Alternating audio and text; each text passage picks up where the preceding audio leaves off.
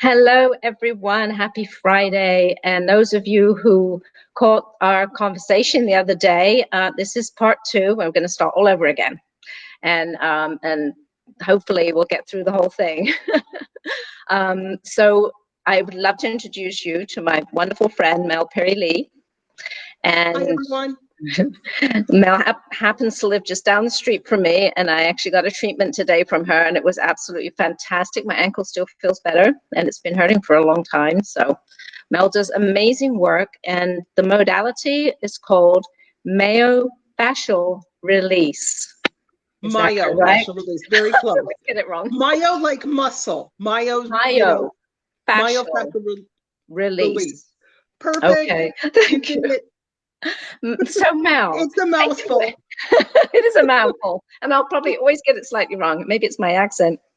You don't need to know what it is. You're the recipient. Right. The practitioner is the one that has to know. So yes, okay. As long as one of us knows, we're good. We always have such a laugh when I go to get treatment from you. We like talk most of the time. So Mel, if you could please explain what it is that you do. I'm not even going to say it again.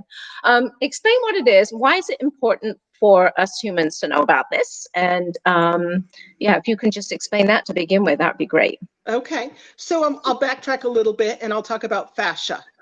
So fascia itself is connective tissue in the body, and it runs from the tip of our toes to the top of our head and everywhere in between.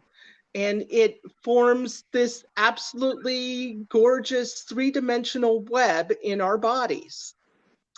It's made of collagen fibers, which give it support, and elastin fibers, which are springy, and this gooey stuff called extracellular matrix, which is sort of like Jell-O. And all of that stuff together acts as our body's shock absorber.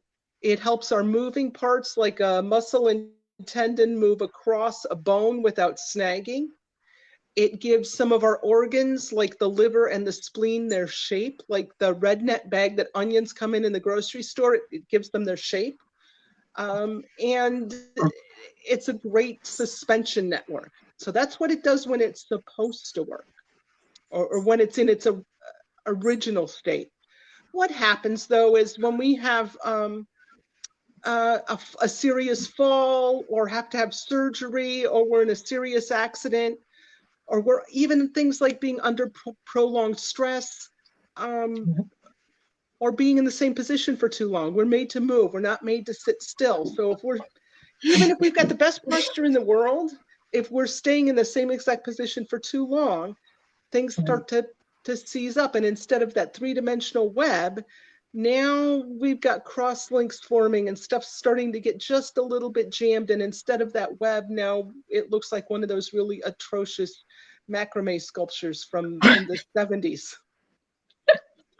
And all those delicate structures stuck underneath those filaments of collagen start getting a lot of pressure. Collagen, or fascia, measured in a laboratory, was found to put up to 2,000 pounds of pressure per square inch on any of the delicate structures underneath. So any blood vessels, even small little capillaries, any nerves, any muscle fibers, any of those things, if the fascia surrounding it is too taut, it can put up to 2,000 pounds of pressure per square inch on that poor structure trapped underneath.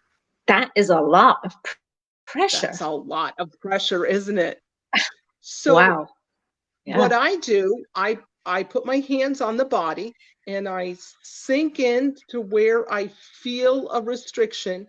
And then I just gently ease my hands apart till I'm matching the pressure of the restriction in the person's body with my hands. So it's all about matching the pressure and then letting time do the work. It's 2 to 3 to 5 minutes to start getting a release. That the elastin portion, that springy elastin portion, starts releasing right away.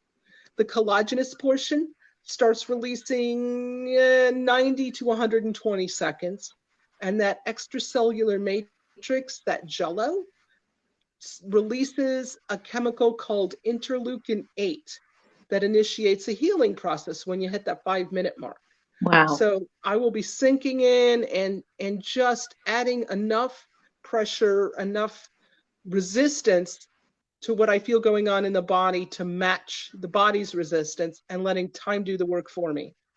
And it's a whole variety of pressure. I mean, there's sometimes where I've just got my fingertips on something and I'm almost off the body, right up to sometimes I've got my elbow in somebody's back, and everything in between. It's all about learning to feel what's going on in the person's body and matching the amount of pressure that they have going on.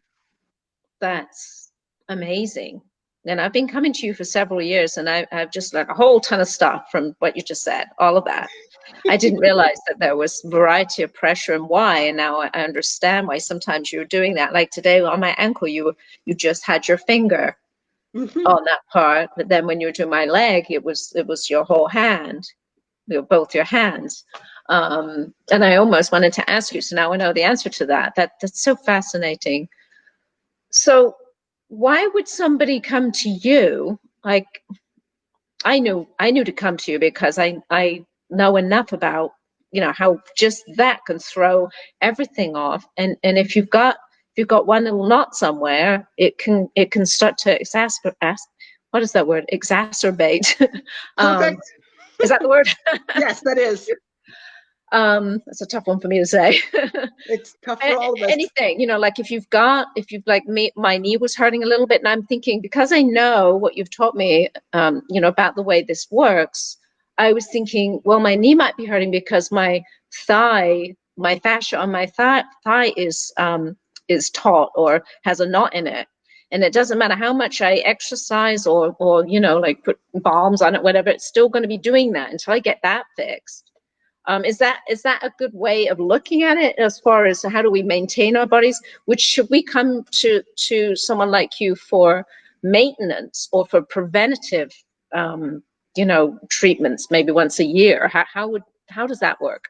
So I do have several people that come to me, but some of them are once a month, every other month, 3 or 4 times a year for preventative maintenance. But I also teach self-treatment techniques using, like a tennis ball, or my favorite, my 4-inch ball. Yeah, I get some of those. So that people can start, when they first notice something's a little off, they can start treating themselves.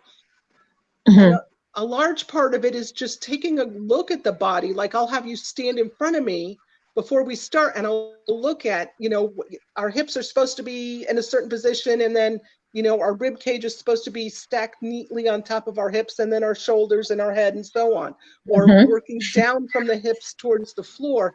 Everything's supposed to be in pretty good alignment. Not that I want you to stand perfectly in front of me. I want you to stand naturally, what is natural for you. And I want to look at how your body's being pulled, and I want to address that pull and get you back into alignment. So your body could be being pulled, like when you saw me today. It's great that we just had an appointment, so I've got that fresh in my mind, but you wanted to see me standing. My tendency is like you said, don't try and be pretty, because we want to stand how we know is good for us when someone's watching and saying, I want to see how you stand. But no, you want to see how I normally stand when nobody's watching. How do I stand when I'm doing the dishes and not thinking about it. Exactly. And we found that I was leaning more on one leg than the other. So then you were able to do an adjustment on the table to correct that.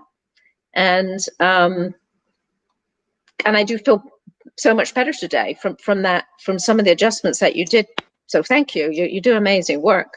From my own perspective, I mean, I've had a lot of times. There was one time, I'm just remembering, I wasn't going to go there, but I don't know if you remember this, but I was in the supermarket with my son and I was shopping, and all of a sudden I couldn't walk. Can you remember that? And I called you. I do. I remember you were almost in tears. You were in so much pain. It was so strange. It was like I can't even move one foot, and it just was a sudden thing. I was pushing the cart, and I said to my son, you're gonna have to help me out. We couldn't continue shopping, and the first person I called was you, and you got me in right away, and that was the end of it. It was like whatever it was, something snagged, and that was you're my go-to person even when it's something that seems so severe and sharp and painful, my experience is that it works so effectively. You know, if you can get to it right away, even better, right? Right, right. Can we address But that a it's little also bit? Like, really, what if I didn't get to it right away, and I came home and I put some ice on stuff, and then I came to you 2 days later? it would still work. Okay. I see a lot of people who have a bunch of chronic conditions going on, like they might have fallen down the stairs as a kid and bumped their tailbone a little, and so they have this little bit of residual back pain. You know, their tailbone's a little off to one side. They've got something going on in the back, but it's bearable. They can deal with it, you know, because as kids we're often told, well, you know, suck it up, deal with it. It's not that bad, you know, don't be a crybaby. Right. And then you go through life and you trip over something and kind of do a little bit to your ankle, but after a couple of days it starts to feel better, so you're still walking on it, and so on and so on and so on. So all these things build up, and then one more tiny but significant thing happens, and your body just kind of says, well, screw you, I give up. And boom, now all of a sudden you can barely get out of bed. Yeah. Okay. Yeah. So That makes sense. I'm trying to get people to come see me or to learn how to treat themselves when these little things happen right when they first happen, so that they don't accumulate and build up. Yeah. And you wrote an article on that. What was it called? When your body is whispering. Learn to listen to your body when it whispers, so you won't have to hear it scream. Right. I thought that was a brilliant title for that article. And I actually, it was a meme that I stole, not stole, I shared on Facebook on my business page about 6 or 7 years ago. And it had the most comments of anything that I had shared ever. Like, well, how do you learn to listen to your body? And so that's how I developed the Learn to Listen to Your Body class, was helping people connect and learn how to feel when things are getting a little out of whack, so they can do some appropriate stretches or some appropriate self-treatment, instead of letting it all accumulate and build up and having trouble getting out of bed on a Monday morning. Brilliant. Well, you have so many different services, things that you give to people, like what you just mentioned. And I was lucky enough to get on one of yours the other day. What was it, like 3 days ago, I think, one of your Zoom meetings, where you did a class on listening to your body and relaxing your muscles, tensing and relaxing and going through the body. And it was really wonderful and interesting. You gave a whole bunch of tips, and you were talking about how you can treat. We all had something that we noticed, and then you told us what we could do. So for people that are watching, that are interested in being able to get on your classes, can you talk just a little bit when they happen? We can maybe post the link in the comments below. Okay. Yep, I can look up the link and post it in the comments when we're done. The class is every other Wednesday at 1 p.m. and it's normally somewhere between half an hour and an hour, depending upon how long people keep having questions. Because you just mentioned it. What I do is I run through a guided meditation called progressive muscle relaxation, and that's teaching people to tense up and then relax different muscle groups, so you get an idea of how your body works. It helps you tune into what's going on in your body. And then based on what you discovered during that meditation, I teach you a self-treatment technique or 2 or 3, using the balls or the stretching or whatever to address those issues that came up. So every class is different based on what people have going on in their bodies. Right. Okay. Excellent. All right. Well, I definitely want to come in and do it again on Wednesday. So yeah, it was like 3 days ago. It was very educational for me. And when I was doing it, I realized how little I do that. You know, how often do we tense up our muscles as much as we can for a minute or so and then relax? We don't really, or we do and we're not aware of it. Like, we're like, oh my gosh, I didn't realize I was like that, until you really tense them up and then you relax. You're like, oh my gosh, they were up here all day. You know? Yeah, my shoulders do not belong hanging off my ears. My jaw is so tight. What's going on? Yeah. So, awareness is a big theme for me. Awareness of what is going on here. Everything is so outward and everything's coming at us all at once, it seems, nowadays. And we need some time to do that, to meditate and focus in on what's going on with my body. And maybe I could just breathe into that area, like that.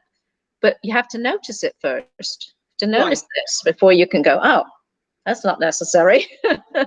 Exactly. So right now it's very important work, right? People are stressed and tense, and we need to wiggle it out a little. Friday night dance. Absolutely. Well, that was wonderful, Mel. Really enjoyed our conversation. I'm really glad that we're able to keep you for the whole time. Oh, I know. It was such a blessing to be part of this. I love talking about what I do, and it's especially meaningful to me when I get to talk about it with you. Thank you. Thank you very much. So you'll put that in the comments so people can join, and also if you could put your your information if anybody wants to set up an appointment to have a go on your table. I can do that. And the link, the Zoom link I'll put in is a registration link. So if people click on that and register for the class, then I'll be able to send them the handbook. You got a copy through email of the handbook. People get a copy, and that way at least they've got probably a handful of self-treatment techniques all in one place to choose from. All right. Well, next time I interview you, maybe we can talk about the book that I just got from you today. Okay. I'll let you read it, and then we can do a book review together. Right. Okay. Excellent. All right. Thank you, Mel. Have a wonderful weekend, everybody. Bye-bye. Love you. Bye-bye. Love you too.